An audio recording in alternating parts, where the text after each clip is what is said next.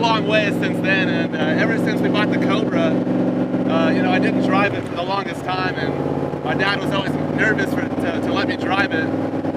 So, one day he let me take it out, and we got to take it around the block for a little bit, and little by little I got to drive it more and more. So it was pretty fun to go out in this car by myself. It's something completely different than what I'm used to. I've always had, newer cars, and so all the technology, so it's a little different driving a car with no power steering, no power brakes, and all that. And it's just different than what I'm used to, but I love it. It's just something new every time you hop in the car. It's great. It's a fast car, but you really have to step on the gas to make it go.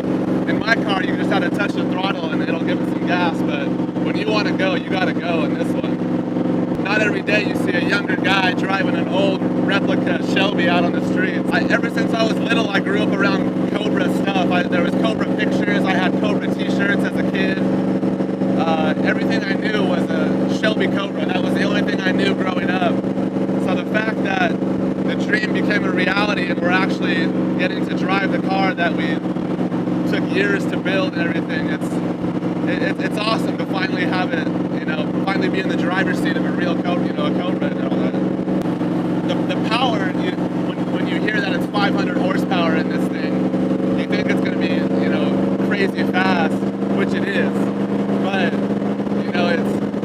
it's not as simple as, just hitting the gas. When you want to turn, you got to turn. When you want to punch the gas, you really have to give it all you got to make it go. And that's the biggest difference for me, is I'm not used to having to put effort in to turn the car to make the car go, and so it's a little bit of a workout, but hey, it's worth it. I was never a big fan of convertibles, but you can't go wrong. Putting a top on this is kind of going the opposite way. I don't think you should put a top on a Cobra, but having a convertible it's pretty fun, letting out the wind and all that. So it's a blast. Hopefully when it gets handed down to me, if that ever comes about, I would probably hold on to it for, I don't think it's really worth selling. It's a timeless car, in my opinion, and just for the fact that growing up with this car and finally having it, I don't think a price can be put on it to get rid of it once it would be in my possession. This car is not going to go anywhere anytime in the near future or far future for that matter.